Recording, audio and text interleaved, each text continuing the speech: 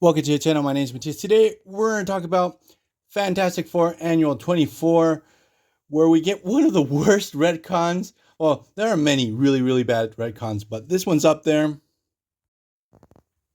To one of the most emblematic stories in Avengers lore, the Korvac saga. That when I started to read the story and what they were going for, I just thought to myself, why? Why are they doing this?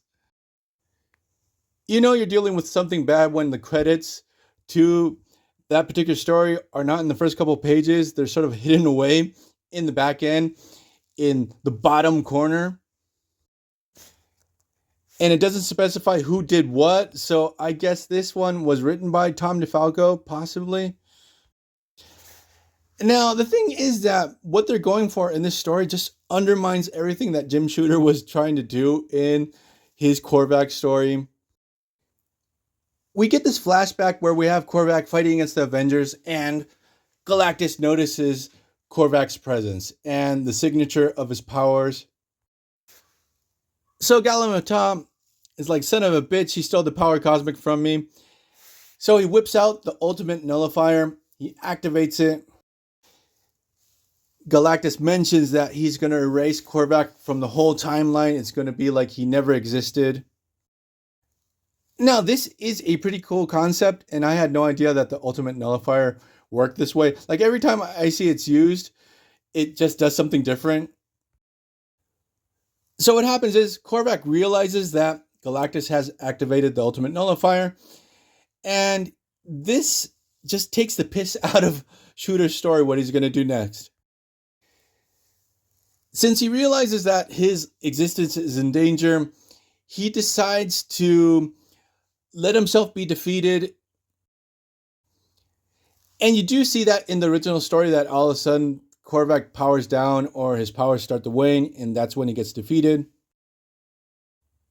Now, during this whole story, Korvac's fighting side by side with the love of his life, Karina. Love sort of changed Korvac. His original plan was sort of like to rewrite all the universe and remove free will to make this perfect place to live where everything was in order. And Shooter writes it in a really good way that you're not sure if Korvac is just trying to dominate Karina and it's just a power thing, or that he really is in love. But the retcon that we get here is that, like, outside of the whole thing with Galactus, is that he realizes that Karina sort of is afraid of him. So he's willing that she take the fall because he knows that when he's going to drop out, she's going to probably get killed because she's going to fight to the end for him. So the whole tragic nature of the original Korvac saga, that both characters died, even though his motivations were extremely questionable. The guy had found love, that his whole life was of pure suffering, and he was super evil, but he was willing to change his ways. Possibly, like, that was sort of the thing with the story. It was up for interpretation, but it felt like a tragedy when both of them died. Now we get this reinterpretation where Korvac is like, yeah, let her die. I'm going to hide in the time stream. And this is a crossover. This is going to take place in a couple of annuals.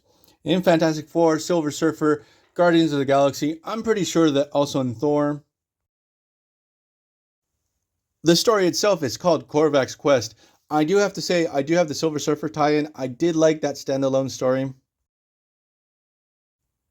I really do like the addition that we have the TVA freaking out over the fact that Galactus has used the ultimate nullifier and he's trying to erase someone from the time stream. And it's even hilarious because the guys at the TVA are like, holy crap, Galactus used the ultimate nullifier again. And they go to Mobius and tell him, hey, look, we should intervene. We should stop Galactus. And Mobius is like, yeah, go try to stop Galactus. Let's see how that works out for you. Now, that aside, we're going to leave things here. Like, we're going to get into the rest of the story in a second video. It's just hot garbage, but I just love hot garbage. So, see you guys next time. Bye.